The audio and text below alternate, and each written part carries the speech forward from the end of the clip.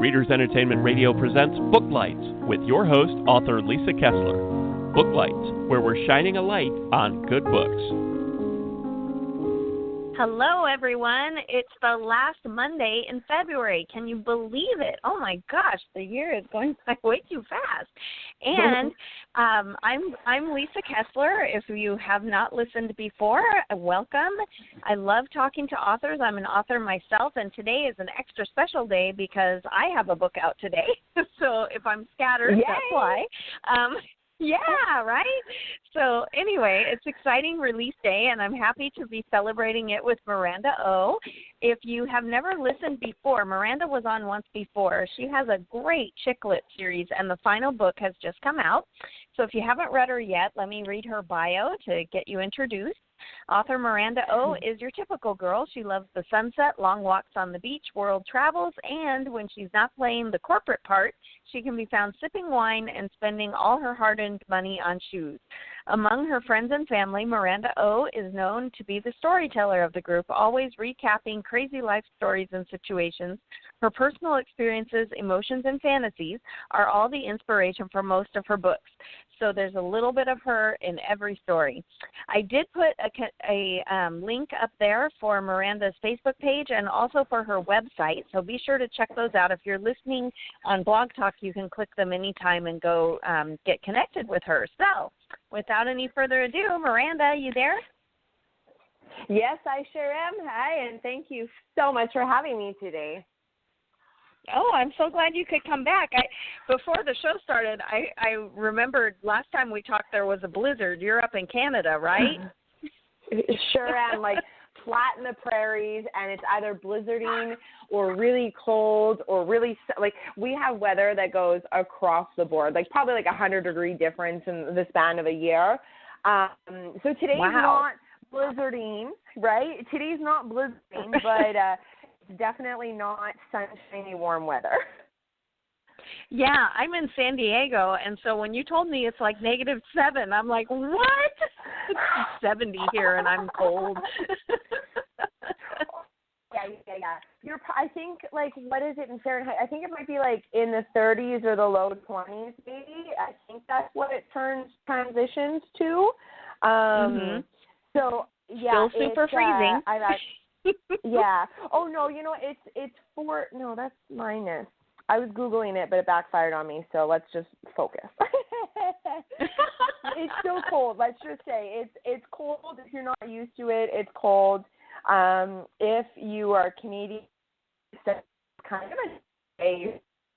Usually we're in a deep freeze, and it's like -50, and polar bears to be a... So Just Breathe is your last book in your series, right, that just came out. Can you tell everybody why they need to go grab it this week? Yeah, Just Breathe is my third book, and it's the final installment of the trilogy, and I'm super thrilled to share it because it's kind of an added positive twist to and a happy ending, but a twisted happily ever after type thing. So can people jump in and read this book first, or do they need to go back and read book one? Well, I mean, I'm experience as a reader would be way more entertaining if you were to go back to book one and read all the way through. I think I attempted to connect all the loops. So you could actually pick up book 3 and read it and understand what was going on. But there's a lot of heavy topics in book 1 and 2, and you really get a good sense of Hadley, your main character, how she ends up the way that she ends up in book 3. She seems like she has her life mapped out. She's super confident when we meet her. Sorry. My puppy just ran in with her toy. Sorry about that. No, okay, that's she's okay. Leaving. That's okay. This is live radio, folks. Live radio, exactly. You never know what's going to happen. That's right. It's so exciting. Right? Exactly. So, yeah, you can pick up book 3 for sure and have a wild ride and really enjoy it. But you're really gonna have the opportunity to connect and relate and get to know your main character a lot better. And maybe, some little light bulbs of inspiration or little aha moments or, a little confidence booster may happen when you pick up book 1 or book 2. So I always encourage that. And your character, your main character, is she like a Sex and the City type character? Is she more, like, does she have a group of girlfriends? What's she going through? Well, you meet her. She's 18. Throughout the books, you really get a good involvement, or not a good involvement, a good introduction as to who the important people are in her world. But the story really solely focuses on her and her inner voice. So when you're following the character, just imagine you and your girlfriend, or you and your friend. It doesn't even have to be a girl, it could be a guy, anyway. But you and your friend are sitting over a glass of wine or a beverage of your choice, and you guys haven't seen each other in a really long time, and there's been some heavy stuff that's gone on. Life is life. We know heavy stuff happens in life. And they're just telling you all their crazy stuff that's happened, how they fell in love, how they traveled to the other side of the world, how they deal with long-distance relationship struggles, how they deal with immigration issues, corruption, and racism, all within the whole immigration sector. And then you get into book 2. That's just book 1. Book 2 gets you into cancer and mental illness and addiction and, trying to navigate through those really heavy topics. And then book 3 is like, okay, cool. So you did all of that. How did you survive it? Like, you told us all of this. Now, how did you survive it? So the inner battle comes, or the inner voice comes with this inner battle that we all have within ourselves, right? So you're not only sitting there with your good friends and they're telling you about their life, but then it's that inner voice that comes out, and you'll see it because the writing and the text in the book is different. That inner voice comes out, and so it shows you another layer of the main character, and that extra layer is that little devil or the little angel or the little coach or whatever that little angel or little devil that's sitting on your shoulder. It's that. And we're embracing that, and we're listening to that and getting in tune with that. And that, in hopes, is to relate to people. Life is tough enough, but feelings, when you strip down the situation, we all feel the same feelings, and it all manifests similar to us. And when we band together and share that, we don't feel as much alone. And that's all I wanted to do with this series. It's chin up, tits out. We're not alone. We're all in this together. I love that. And does your series, does it take place in Canada? Does she live up where you do? Yes. So the main character is based a little bit upon my life. Well, not a little bit. It is based on my life. I mean, I went through a whole bunch of crazy stuff. So, like, why not write about it, right? So, yes, she does live in the prairies where it's really, really cold and in the wintertime and really, really hot in the summertime. And as like me, loves her home. Winnipeg's a pretty cool place to live. Nice. And is she going to college? She said she's 18, right? Yeah, so throughout the trilogy of the books, Hadley, we meet her at 18, and at the end of it, we leave her shortly close to 30. So the 3 books actually take us through a decade of her life. So she owns a business, she goes to college, she gets her first job out of college, she gets a second job. It's just all this evolution of growth. And like, let's think about our 20s, or if you're in your 20s and you're going through it now, we know if we've gone through our 20s that it's just one foot in front of the other as fast as we can, trying to figure out who we are, what we want to do, what we want to be, all that stuff. And it's a decade of experience, and it's a decade of learning, and it's a decade of getting messy and making mistakes and, really pushing the limits within ourselves to see how far we can grow and set ourselves up for the next decade, right? And in our 20s, during it, we're just like, oh, yeah, it's crazy. We're just going with the flow, stay up till 2, 3, 4 o'clock in the morning, wake up at 8 and go to work and do it all over again. I'm so glad that phase is over in my life. But that's the phase of exhaustion. It's growth, right? Oh, right. God, I know. Now it's just exhaustion, anxiety, body pain when I do that. I'm like, no. I'm okay going to bed at 8 o'clock on a Saturday night now. Oh, yeah, the 20s. Oh, right? So, oh, man, like such a wild ride. Right? So I have to ask, now that it's done, are you already thinking about something next? What's up next for you? Oh, my next series is going to blow the socks probably off myself, and I hope to blow the socks off the world when I get that put into place. So right now I'm mapping a research plan. So I have a lot of research that I need to do in order to prepare and in order to write my next series. So my next series is going to be another 3 books because good things happen in 3s. So let's keep that tradition. And, right, I don't know why. It's a weird thing for me, but we're going to keep it. So why not? No, the books are going to be based on a condition that I was diagnosed with last year. It's called endometriosis. Endometriosis is a condition of the reproductive system. There's autoimmune pieces to it. There's hormone pieces to it. There's a lot of pieces to it. And usually endometriosis comes with a long list of other conditions or symptoms.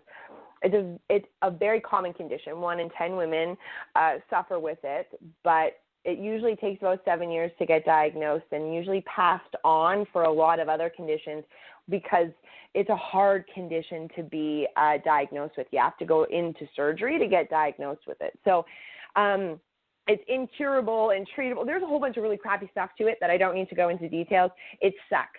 And the education, the science, the funding, the support from the medical world is just not there. So what do we do when we want something to be spoken about more? We speak about it more. And so this was an opportunity to assess myself and go, okay, you know what, Miranda, you've written about your 20s, and they were about really hard decisions and things that you went through, and you made it into a book. Why not take this and make it into another book, or another series? But for me, my journey was a lot different. My journey is a sole individual journey, and in order for me to give these books validity, I needed to go do research. And so the research for me was to talk to women from around the world that have this condition. So what I've done is I've mapped out the 3 books to entail 3 different decades. So we're talking about decades, right? Women in our 20s, 30s, and 40s. Our view on life vastly changes between those 3 decades, right? So I want to interview women in their 20s, women in their 30s, women in their 40s about endometriosis and their journey. How long did it take them? What kind of meds are they on? You know, all the stuff, the good, the bad, the ugly. Once I do that, then I can write a book about a woman in her 20s, a book about a woman in her 30s, and a book about a woman in her 40s, and then interconnect them some way, somehow. I'll do that when all my research is done. But the research is literally interviewing 100 women from as many different countries as I can get my hands on. Thank goodness for social media and making the world, accessible to my fingertips. Yeah. Huge, huge, huge. But I'm so excited about it. Yeah, and I bet that you will learn so much, too, because you only know what your doctors have told you. And by talking to other people, hopefully, you may find some new treatment that you haven't heard of before.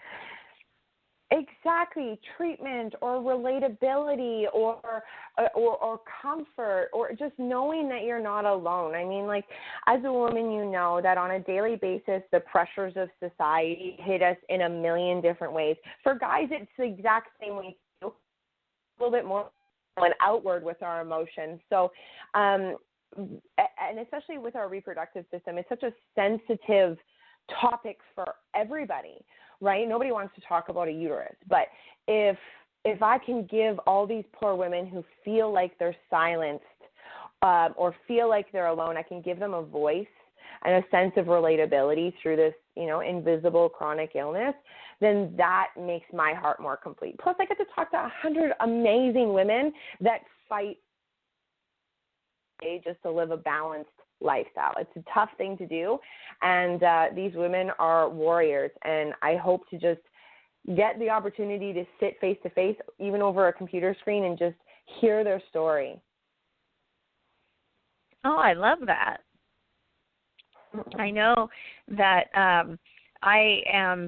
I'm a little older than you, but when perimenopause kicked in, it like tried to kill me last year, and I met so many amazing women that I was just stunned at the healthcare community and how they treat women. It was right? Shocking and eye-opening to me of how hard you have to fight for your health because people don't listen, they don't care. It's just wild. I'm just now starting to feel like me again. It's crazy. Isn't it funny how much hormones can affect the balance? Like one little hormone, estrogen, can literally knock your entire life off its balance. Just if it's off a little bit. And who talks to us about this? You don't learn this in high school. You don't learn this in university unless you're studying to become it. Nobody wants to talk about it. And when you go to your doctor, it's just like, meh, this is normal. Yeah. And you're like, sorry, is feeling crazy normal? Is like, and like all the other stuff, like that's not normal. And if you're telling me it's normal, I want you to look in the mirror and tell me that you're not normal. Like it's frustrating. It gets me riled right up. But then at the end of the day, though, the biggest thing that I've learned and that I push to, and this has evolved over being, like my ex-husband was an immigrant, and then he was diagnosed with cancer upon immigrating to Canada. And then then unfortunately got even more mentally ill through the whole cancer thing and took off. So I had an extensive experience as a caregiver to a cancer patient, to a mentally ill person, and to somebody who suffered from addiction. And then now I'm a patient, right? I'm a patient on the other hand. So the biggest thing that I've learned and hold myself to is my body, nobody knows it better than I do.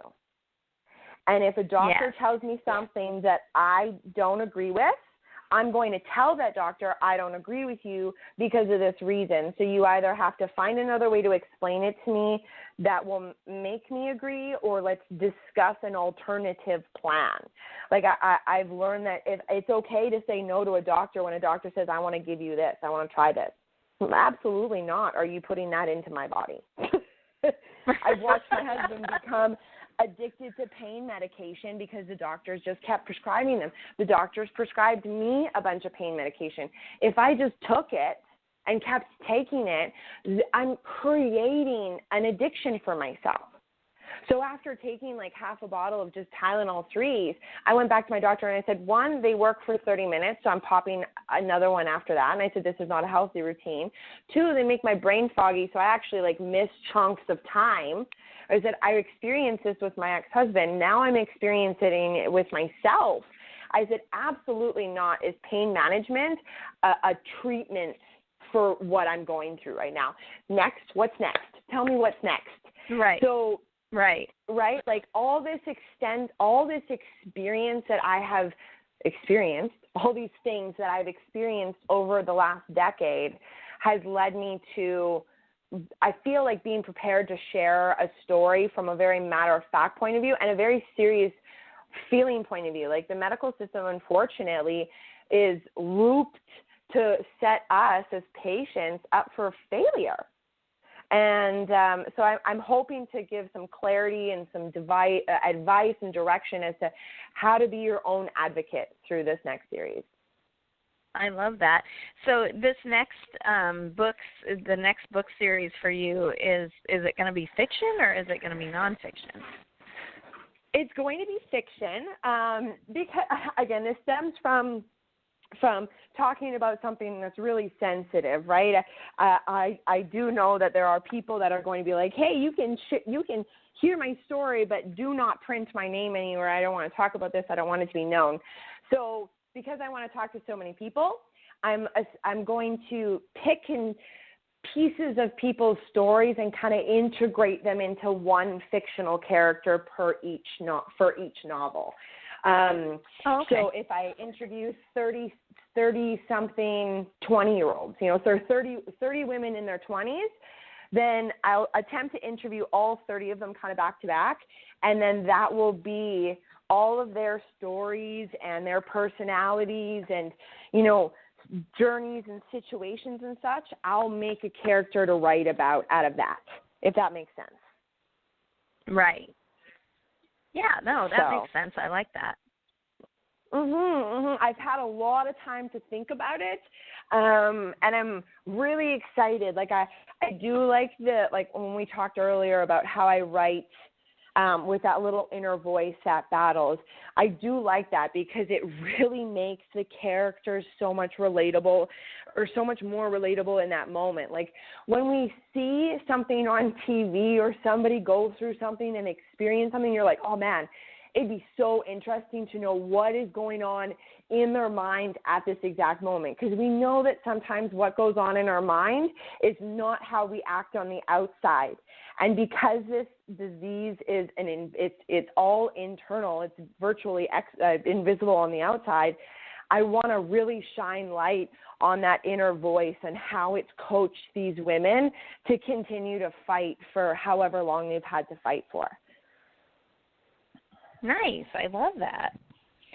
So for people who are new to finding your work, can you tell us a little bit about how your writing journey came to be? I mean, it sounds like you were going through a lot with your husband and all that kind of thing.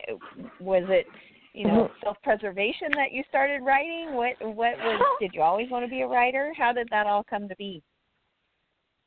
So there was definitely a piece of reality is stranger than fiction. So when I was even going through the immigration portion, which was, oh my gosh, back in 2007, 2008, I would tell people oh yeah, I'm going to South Africa, and I got into an argument with an immigration officer who was 7 feet tall, who had a machete, who had a machine gun, machete on one side, a machine gun on another. He's black as night and intimidating. And what do? I'm like, hi, I'm here to see an immigration officer. I'd like to have a meeting. I emailed them 3 months ago, and they never responded back to me. So, I'm here. He's like, sorry, you can't go in. I'm like, yes, I can. So this is the Canadian embassy. And he's like, no, you don't have to. I'm like, yes, I do. And I argued with this massive man, and and my ex was like, you can't do this here. You are not in Canada. You are in South Africa. It doesn't work this way here, Haley. He will pull his weapons on you without a question. I'm like, my tax dollars pay this man's salary. And he's like, really? I'm like, I don't know, but I did not fly 3,000 miles to the opposite side of the world to say no, to get told no. So I tell people that, and they're like, are you kidding me? I'm like, that's just the tip of the iceberg. And then they're like, oh my God, you should write a book. And I'm like, ha. So you go through it and you get told this several times over the span of several years. And I'm like, yeah, maybe one day, whatever. Then when he left and I hit rock bottom, it was even more of a, let's look at how I can get through this. It took a little while. I did a career change. I went from working in the auto industry, and that's very fast-paced, a lot of hours, to working corporate, which was your 9 to 5, Monday to Friday. So I had a lot more time on my hands, which meant that everything that I was essentially running from by keeping busy, all my feelings, they kind of hit me like a tsunami all at the same time. So that was when I was like, I need to get this out of my head. I need to express it somehow. And a friend of mine wrote a book, like a nonfiction business book, and he was promoting it at that time. And I was like, yo, let's go out for a cocktail. Let's just chat. Like, I kind of just need to get this story out, and I don't really know what I want. So, like, let's just have a cocktail and brainstorm and see what happens. And out of that conversation was like, you're writing a book. And then it was like, well, do you want to write a book to just get your story out, or do you want to write a book to build a business? And I was like, why wouldn't I attempt to build a business on this? I come from a family of entrepreneurs. I owned a business when I was 18, so it just it made sense to me. And he's like, okay, great. So go do your research as to, like, what kind of authors you like, why do you like reading them, and then start your writing. I was like, okay, let's do this. And so that was really how I embarked on it. Was I was told you got to do it because it's crazy.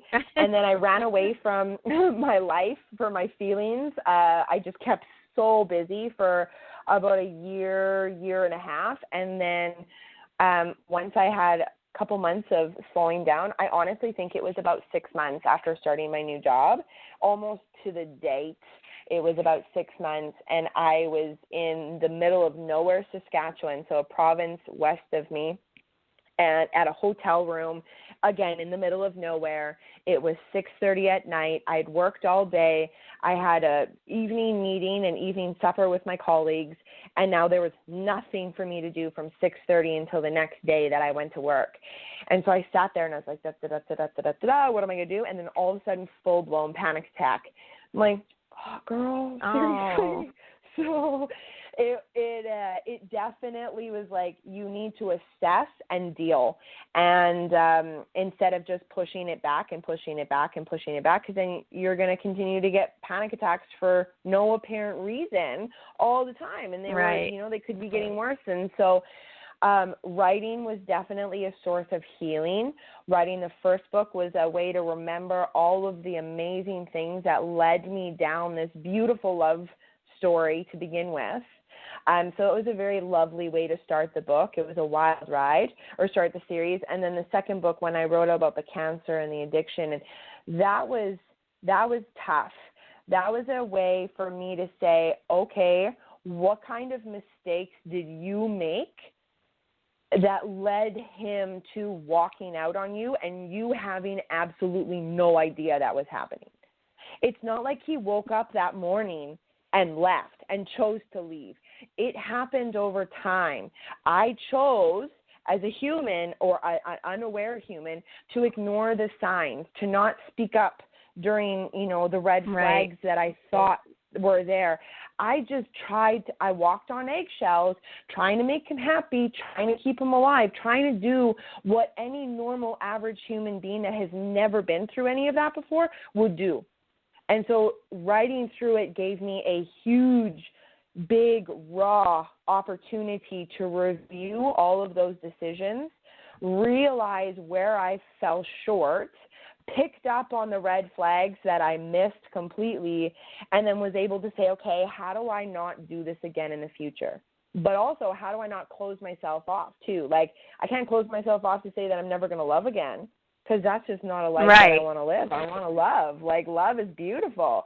But how do I not lead myself down a path that way that's completely unaware? So book 2 was a review, an assessment. Book 3 was, how do you put it in practice? So, yeah, that's a long-winded answer to your question. Well, I'm so glad that you took the time to actually, put it down on paper, because so many people think that they have a book in them and then they want someone else to write it for them. So you did the brave, courageous thing to write it yourself. Yeah. I know, but I want to evoke emotion. I want to be able to read my words and evoke my own emotion, and I want people to read my words, and I want them to cry, and I want them to laugh, and I want them to be like, oh, God, I know exactly how that feels, or, oh, man, they're crazier than I am, so, like, I'm okay. I want to evoke people's emotion, and how do you do that? I write about things that I know the best. All right. So I try to share that way. we are rapidly running out of time, and before she cuts you off, how can readers get in touch with you? You can find me if you hashtag ChinUpTitsOut, or find me at MirandaO.com, and O is O-H, or just Google search Miranda Oh. There's really only me out there. And I have a big, big, big smile, so you can't miss me. Yay! Well, thanks so much for coming on.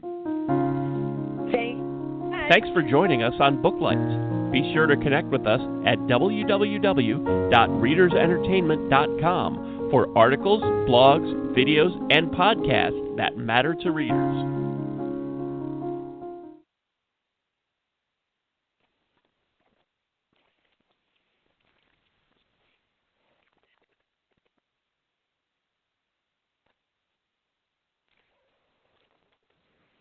The Hollywood Reporter is your ultimate source for awards race news this fall. Go to thr.com to keep up with this award season's expert predictions from executive editor Scott Feinberg, and tune into the Hollywood Reporter's Awards Chatter podcast for exclusive interviews with the biggest names in showbiz. Stay in the loop with daily newsletters providing real-time updates on all the awards action. Subscribe to thr.com for full access to the Hollywood Reporter and never miss a moment of this fall awards season. Visit thr.com today.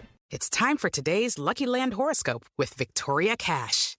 Life's gotten mundane, so shake up the daily routine and be adventurous with a trip to Lucky Land. You know what they say, your chance to win starts with a spin. So go to LuckyLandSlots.com to play over 100 social casino-style games for free for your chance to redeem some serious prizes. Get lucky today at LuckyLandSlots.com. No purchase necessary. VGW Group. Void where prohibited by law. 18+. Terms and conditions apply.